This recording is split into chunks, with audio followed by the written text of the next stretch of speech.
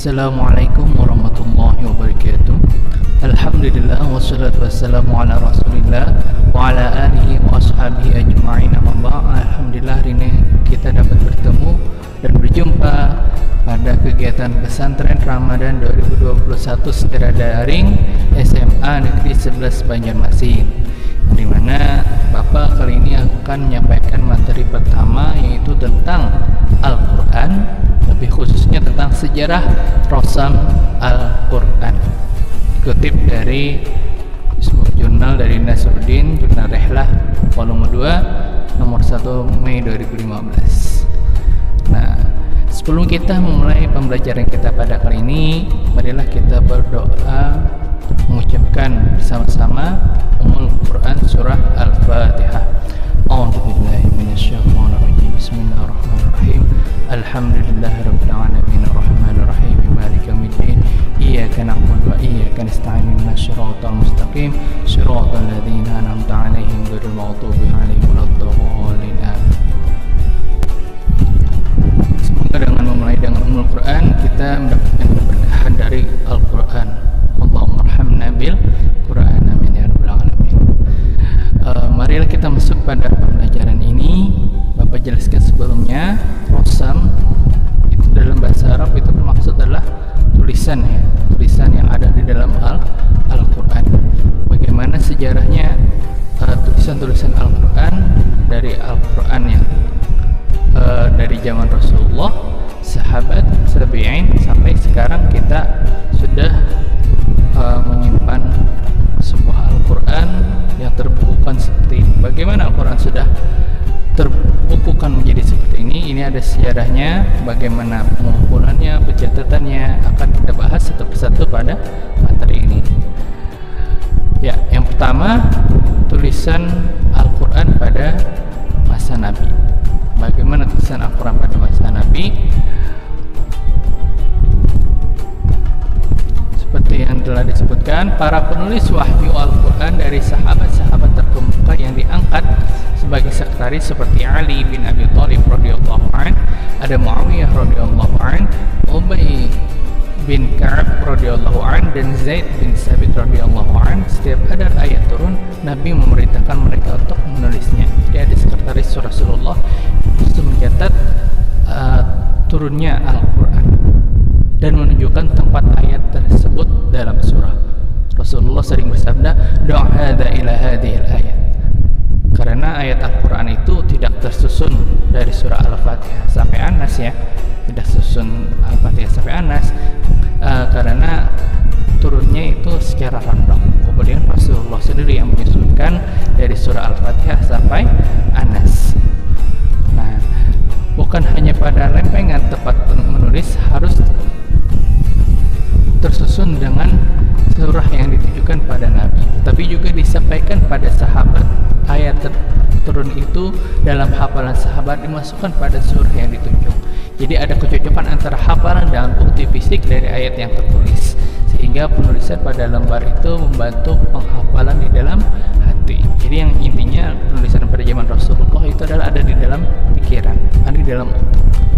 Ya, makanya seperti zaman sekarang itu ada para hafizah Al-Quran, itu adalah Al-Quran yang benar-benar sama dengan Al-Quran pada masa Nabi, yaitu Al-Quran yang terhafalkan di kepala. Kemudian pencatatan itu hanya sekretaris yang boleh mencatat tadi yang ditunjuk oleh Rasulullah SAW, dan tulisnya juga belum utuh dalam berbentuk Al-Quran, tetapi masih berbentuk seperti tulisan yang ada pada pelepah kurma atau kulit kurma, ya, ada lempengan batu, ada di daun lontar, kulit atau daun pelana, potongan tulang, belulang binatang.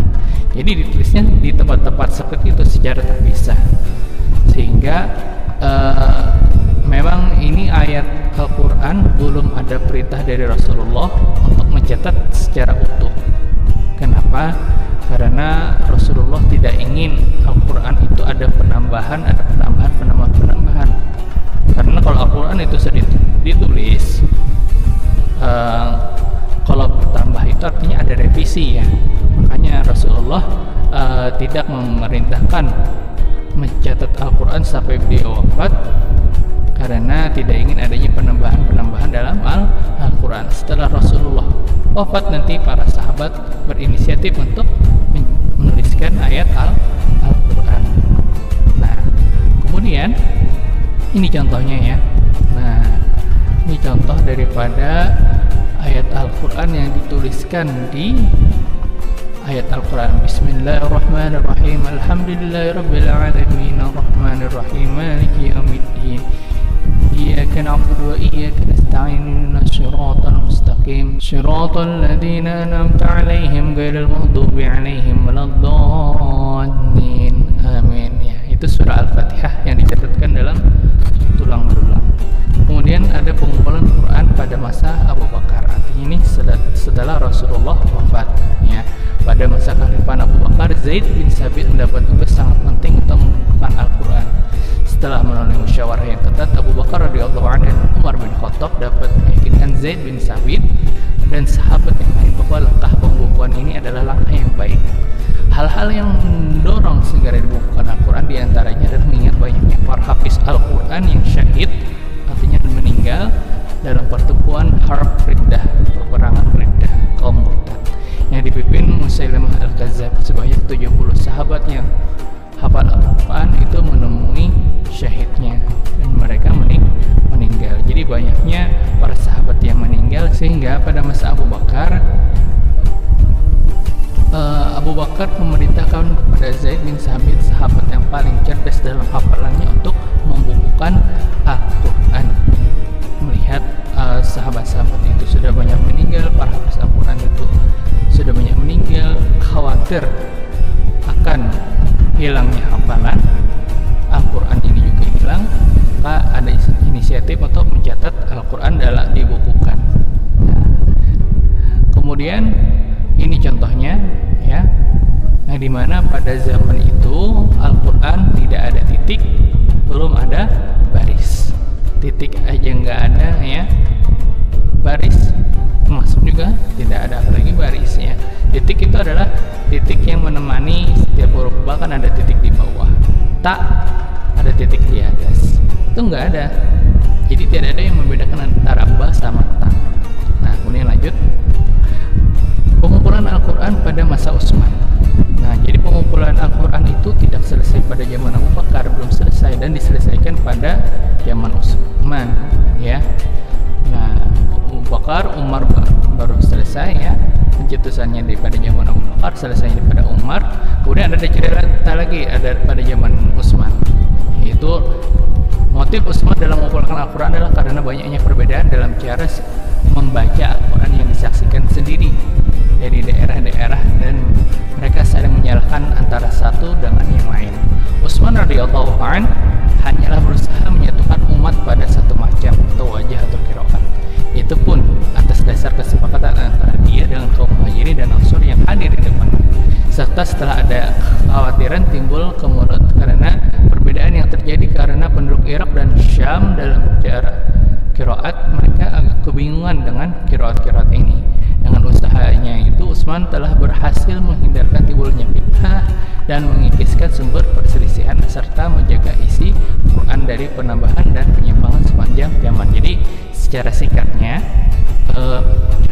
di Arab itu bahasanya memiliki juga seperti Indonesia memiliki bahasa-bahasa daerah ya. Mereka juga memiliki bahasa daerah, sama ibaratnya tuh di Kalimantan Selatan ini ada bahasa Banjar, ada bahasa Kandangan, ada bahasa Tabalong ya, ada bahasa Banjarbaru dan lain-lain. Itu mereka memiliki khas masing-masing, walaupun ada cuma sedikit aja perbedaannya ya. Ikam nih ya, kalau ini Banjar ikam nih gitu, ada cengkok-cengkoknya, kadang ada perubahan. Nah, jadi nih jadi nu ya. Sama dalam Al-Quran, ada orang dari kalangan Arab Mekah ya, ada yang dari kalangan Arab Madinah, itu beda tempat ya, dan mereka ada sedikit perbedaan. Dan ternyata Al-Quran itu dibacakan sesuai dengan bahasa daerahnya masing-masing ya.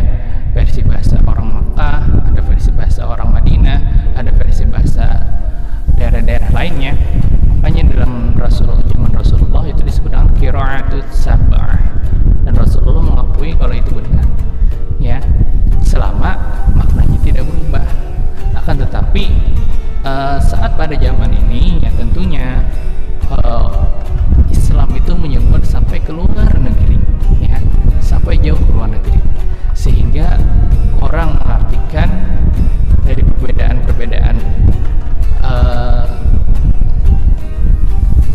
qiraat tadi, sehingga orang membedakan sangat sulit sekali bagaimana caranya membaca huruf Arab tanpa baris, ya.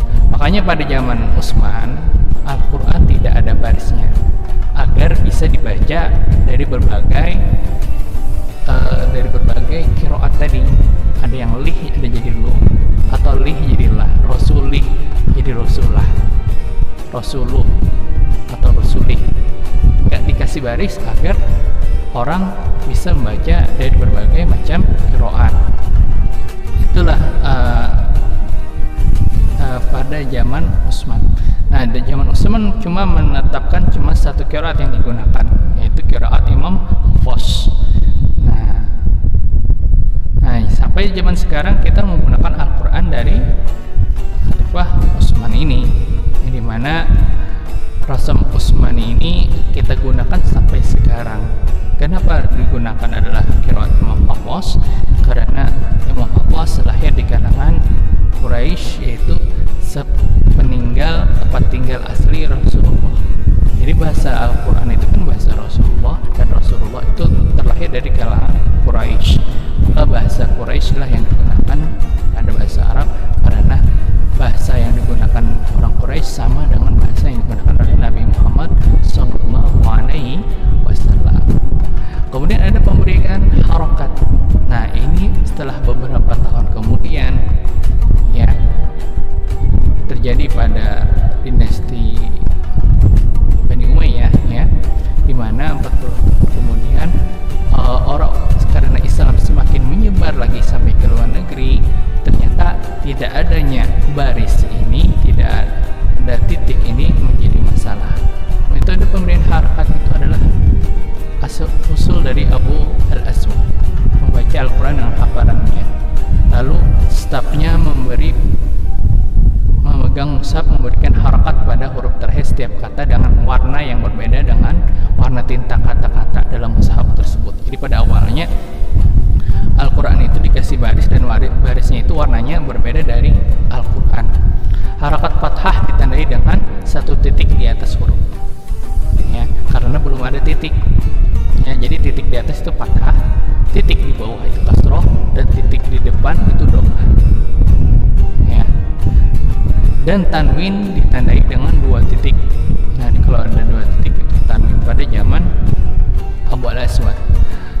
Abu Al-Aswad membaca Al-Quran dan stafnya memberikan tanda itu, dan setiap kali usai dari satu halaman, Abu Al-Aswad pun memeriksa kembali sebelum melanjutkan ke halaman berikutnya. Nah, baru mulailah Al-Quran ada barisnya, tapi belum ada titiknya, baris aja ya. Jadi terdahulu baris pada titik. Nah, orang-orang yang bisa membaris ini ya orang-orang yang sudah pernah melakukan studi di pesantren pasti bisa. Mereka sudah belajar nahwu shorof, dan nahwu shorof mereka pada zaman ini Abu Al-Aswad itu sangat apik sekali dalam membarisi, dalam ilmu nahwu shorofnya sesuai, sehingga Abu Al-Aswad dapat membarisi daripada ayat-ayat Al-Quran sesuai dengan bacaan Rasulullah Sallallahu Alaihi Wasallam. Baru anak murid Abu Al-Aswad ini mengembangkan baris tadi, sehingga kayak zaman sekarang baris di atas itu fathah yang miring itu, kemudian baris kasr itu yang baris di bawah, ya, dan dhammah itu yang melengkung seperti zaman sekarang. Nah, itulah yang dimaksud pembarisan. Kemudian beberapa tahun kemudian, ya, ada usul untuk memberikan titik pada huruf, namanya nuqat al-ijma', ya. Kenapa? Ada beberapa pendapat yang berbeda mengenai apakah yang pertama kali menggagas penggunaan titik ini, siapa yang menggagas. Namun pendapat yang paling kuat nampaknya mengarah kepada Nasr bin Usim dan Yahya bin Yaman. Ini diawali ketika Khalifah Abdul Malik bin Marwan. Nah, ini pada zaman dinasti Abdul Malik bin Marwan memerintahkan kepada Al-Hajjaj Yusuf untuk memberikan solusi terhadap wabah al-ujumah, kesalahan dalam pembacaan jenis-jenis huruf. Jadi banyak orang-orang daripada luar Arab itu salah-salah membaca ayat Al-Quran karena ada titik, ya, nggak bisa membedakan antara ba sama ta, nggak bisa membedakan antara ta sama ya, dan lain-lain di tengah masyarakat. Al-Hajjaj pun memilih Nasr bin Asim dan Yahya bin Yamar untuk misi ini, sebab keduanya adalah yang paling ahli dalam bahasa dan qiraat. Bagaimana Quran pada zaman ini? Nah, setelah dibarisi baru sempurna seperti Al-Quran zaman sekarang, menggunakan tulisan kaligrafi, ya, dan titik-titik pun mulai dikasih. Ba itu dikasih titik di bawah, ta titik 2 di atas, sa titik 3 di atas, nun titik 1 di atas, ya titik 2 di bawah. Nah, itulah revolusi dalam pembacaan Al-Quran. Nah, ini contoh. Bisakah kalian baca ini apa bacaannya? Ya, apakah di antara kalian ada yang bisa?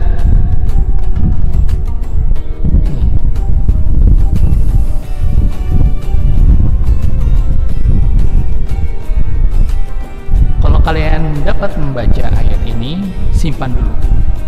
Apakah ini benar-benar apa yang kalian pikirkan?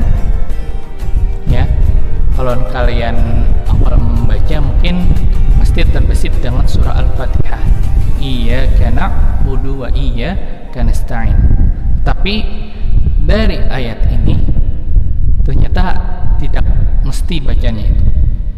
Bapak membacakan sebuah cerita, ini cerita yang Bapak dapatkan dari dosen Bapak Basir, itu bercerita tentang sejarah tertulisnya ayat Al-Quran pada zaman Al-Quran belum memiliki baris dan titik. Ya. Suatu ketika ada seorang alim ulama di suatu daerah itu menitipkan sepucuk surat, ya, dan seorang hamba sahaya dan uang 70 dirham. Ya. Uang 70 dirham mau dititipkan kepada gurunya yang ada di Mekah. Kebetulan dia menitipkan kepada seseorang yang mau berangkat ibadah haji. Ya, mau berangkat ibadah haji, titipnya 3 hal: surat, hamba sahaya, dan uang 70 dirham. Dia titipkanlah surat itu, dia baca, ternyata tulisannya ini. Ya, ini bacaannya. Dia sampaikanlah sampai di pertengahan jalan, dia berpikir, ini kan dari tempatnya sampai ke Arab lumayan jauh ya, bisa saja saya manfaatkan uangnya saya ambil, produknya saya gunakan untuk keperluan pribadi dan barangkali mungkin akan saya jual, katanya. Setelah sampailah dia ke tempat gurunya yang ada di Mekah, ya, dia akhirnya menitipkan sebuah surat yang tulisannya ini, ya. Kemudian gurunya tadi bertanya, ya, mana hamba sahaya dan uangnya? Terus orang tadi bingung, loh, apa ya? Kok alim ulama ini kok tahu? Apa udah bilang ya muridnya ini kalau dia ingin mau ngasih uang sama hamba sahaya? Lah, ini kan sudah tertulis di surat ini. Terus bingung hamba saya tadi, apa yang dimaksud dengan tertulis? Jadi yang tertulis tadi dia salah baca. Dia kira bacaannya iyyaka na'budu wa iyyaka nasta'in, tetapi bacaannya bukan itu. Yang benar ini bacaannya. Biarkan Bapak tuliskannya. Iyyaka, ini kalian salah baca. Yang benar ini memakai baris fathah, ha, bukan ya tetapi ta, ataka. Nah, ini bukan ya'budu tetapi huruf ba, bi, a. Kalau kalian sudah menguasai bahasa Arab pasti tahu ini artinya apa, ya. Bi'ab, sukun. Ataka bi'abdin wa ataka, ini bi ya, bisa ba'in.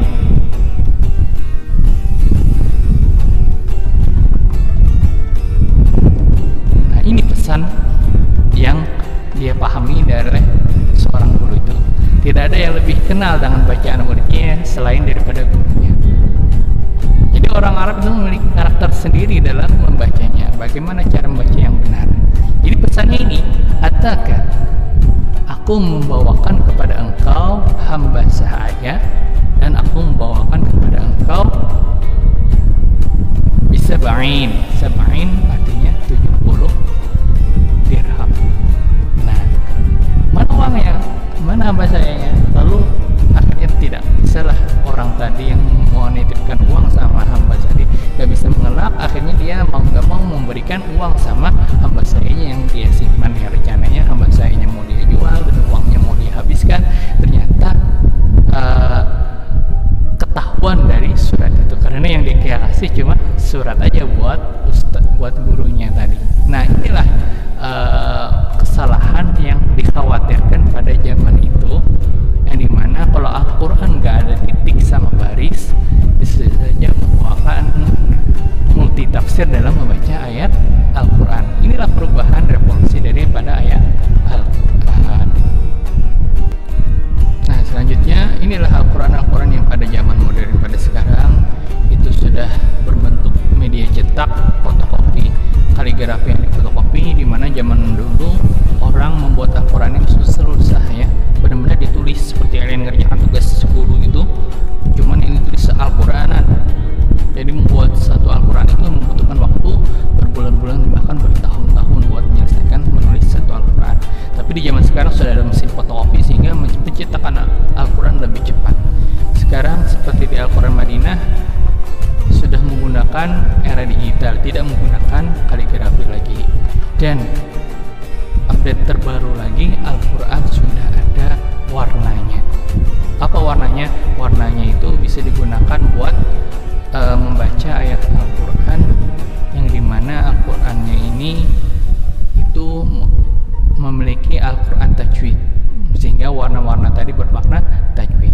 Jadi kita tarik kesimpulan dari video ini, yaitu bagaimanapun bentuk Al-Quran, seperti zaman Abu Bakar, Rasulullah, ya, sahabat tabi'in tadi, dari zaman ibaratnya itu Arab gundul, Arab kada betitik, Arab kada berharakat, semuanya apapun yang dibaca para sahabat dan Rasulullah pun Al-Qurannya sama, insya Allah sama dengan zaman sekarang. Hanya saja sekarang sudah lengkap memakai baris dan memakai titik.